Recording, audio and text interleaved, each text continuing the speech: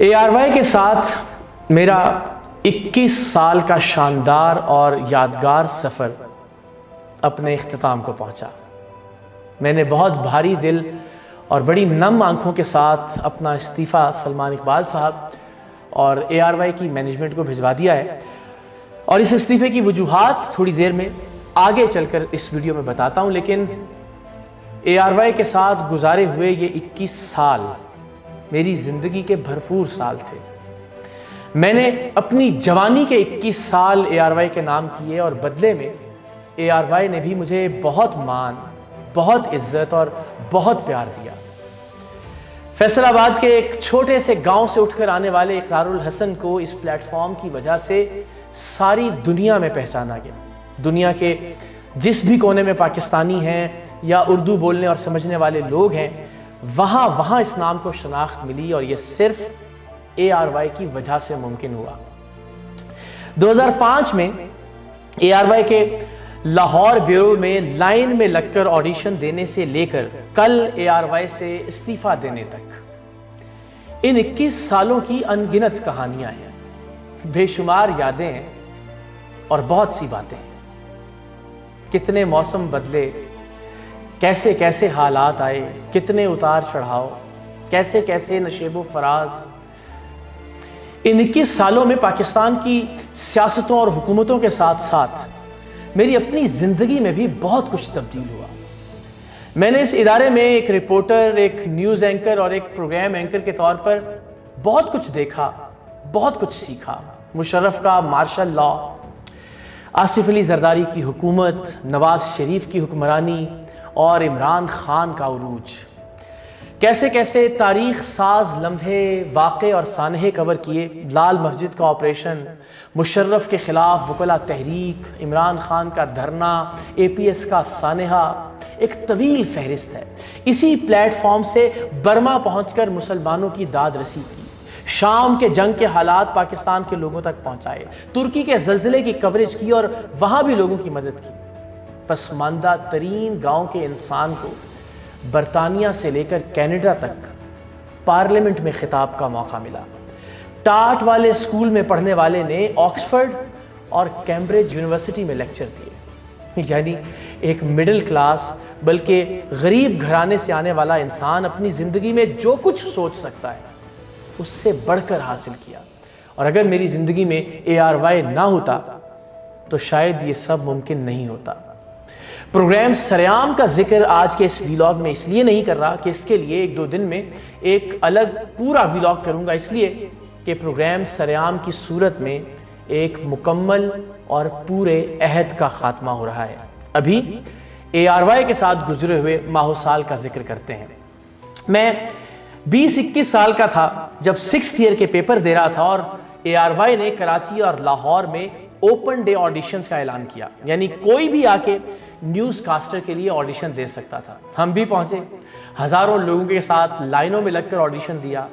رات گئے، آڈیشن کی باری آئی، اور 4-5 ہزار لوگوں میں سے مجھے ان 17 لوگوں میں سے سلیکٹ کر لیا گیا جنہیں فائنل آڈیشن اور انٹرویو کے لیے بلایا گیا تھا، اور پھر ان 17 لوگوں میں سے 2 لوگوں کو بطور نیوز کاسٹر فائنل کیا گیا، ہائر کر لیا گیا، ایک میں اور ایک ملک کی معروف اینکر عائشہ بخش صاحبہ۔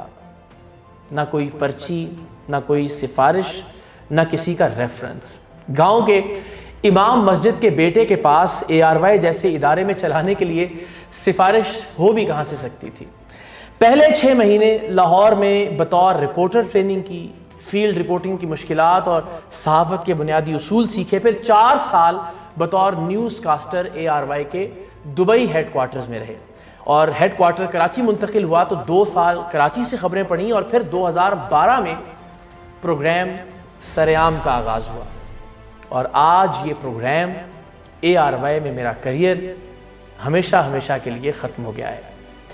21 سال کی عمر میں جب ARY جوائن کیا تھا، اور آج جب ARY سے الگ ہو رہا ہوں تو میرا بیٹا میرے قد کے برابر ہو چکا ہے۔ میں نے، میری فیملی نے اپنی زندگی کا بہترین وقت ARY میں گزارا۔ ہماری اینیورسریز، برتھ ڈیز، سب کچھ ARY کے مارننگ شوز پر منایا جاتا تھا۔ جی تو پاکستان ہو، رمضان ٹرانسمیشن ہو یا ARY کے مارننگ شوز، چند مہینے کی عمر سے لے کر آج تک ARY کے اسٹوڈیوز نے پہلاج کو بچپن سے نوجوانی تک بڑا ہوتے ہوئے دیکھا ہے۔ ہمیں لگتا ہی نہیں تھا کہ ہم ARY میں نوکری کرتے ہیں۔ ARY کے چینلز، ARY کی کوئی فلم، ARY کی PSL کی ٹیم کراچی کنگز، ہمیں لگتا تھا کہ یہ سب کچھ ہماری ذاتی ملکیت ہے۔ سلمان اقبال، ان کے والد حاجی اقبال، چچا حاجی رؤوف، کزن محبوب بھائی اور شعیب بھائی، ایسا لگتا تھا کہ یہ سب ہمارے فیملی ممبر ہیں اور سب ہمیں بچوں اور بھائیوں کی طرح پیار اور عزت دیتے تھے۔ سو آج ایک ادارہ چھوڑنے کے ساتھ ساتھ ایک فیملی سے بھی الگ ہونے کا احساس ہے، اور ظاہر ہے یہ احساس دل کو تھوڑا اداس کر رہا ہے۔ ARY میں میرا سفر ایک شخص کے ذکر کے بغیر نامکمل ہے۔ عماد یوسف ARY کے پریزیڈنٹ ہیں۔ مجھے یہ کہنے میں کوئی عار نہیں کہ اگر یہ آدمی نہ ہوتا تو شاید اقرار الحسن وہ اقرار الحسن نہ ہوتا جسے آپ جانتے ہیں۔ پروگرام سریعام شروع کرنے کا موقع دینے سے لے کر اس پروگرام کی کامیابی کے لیے ہر لحظہ، ہر لمحہ، ہر طرح سے ساتھ کھڑے ہونے تک میرا پورا کریئر عماد یوسف کے خلوص اور اعتماد کا مقروض ہے۔ وسیم بادامی کے ذکر کے بغیر ARY کے ساتھ گزارے ہوئے میرے 21 سال کی کہانی بھلا کیسے مکمل ہو سکتی ہے؟ میرا بھائیوں جیسا دوست اور دوستوں جیسا بھائی، محنتی اور محنتی۔ اللہ نے وسیم بادامی کو آج جو بھی عزت، مقام اور مرتبہ دیا ہے وہ اس کا حقدار ہے، اور میری دعا ہے کہ وہ اس ادارے میں ہر دن کامیابی اور ترقی کی نئی منازل طے کریں۔ وسیم بادامی اور میری دوستی کی کہانی ایک اور انسان کے ذکر کے بغیر نامکمل ہے، اور وہ ہے ہمارا مرحوم دوست راجہ مطلوب۔ راجہ صاحب کا کبھی ARY سے ڈائریکٹلی براہ راست کوئی تعلق نہیں رہا، لیکن ARY کے مالکان سے لے کر مینجمنٹ تک اور مینجمنٹ سے لے کر ملازمین تک سب کے سب لوگ راجہ صاحب کے دل دادا تھے۔ آج ARY چھوڑتے ہوئے جو شخص مجھے سب سے زیادہ یاد آ رہا ہے وہ راجہ مطلوب ہے۔ راجہ صاحب ہوتے تو اس فیصلے پر وہ اور میں گھنٹوں باتیں کرتے۔ یہ ویلاگ ریکارڈ ہونے سے پہلے بہت دیر تک ان سے ڈسکشنز ہوتی ہیں کہ ویلاگ میں کیا بات کہنی چاہیے، کیا بات نہیں کرنی چاہیے، اور یہ بھی سچ ہے کہ اگر آج راجہ صاحب ہوتے تو اس ویلاگ میں ان کا ذکر نہ ہوتا۔ بہرحال ARY کے ساتھ 21 سال کی رفاقت ختم ہوئی، اور اس کے ساتھ زندگی کا یہ سب سے اہم اور طویل باب بھی اپنے اختتام کو پہنچا۔ ان 21 سالوں میں خوشیاں بھی تھیں، دکھ بھی تھے، تالیوں اور واہ واہ کی صدائیں بھی تھیں، اور تنقید اور الزامات کا شور بھی تھا۔ 21 سالوں میں امید اور مایوسی بھی تھی، کامیابیاں بھی تھیں اور ناکامیاں بھی۔ کتنی راتیں ARY کے اسٹوڈیوز میں جاگ کر گزاری، کتنی بار رات بھر بیٹھ کر پروگرام ایڈٹ کروائے، آندھی، بارش، طوفان، سردی، گرمی، دھوپ، چھاؤں۔ ARY میں کتنے موسم دیکھے، موسم بھی بدلتے دیکھے اور لوگ بھی۔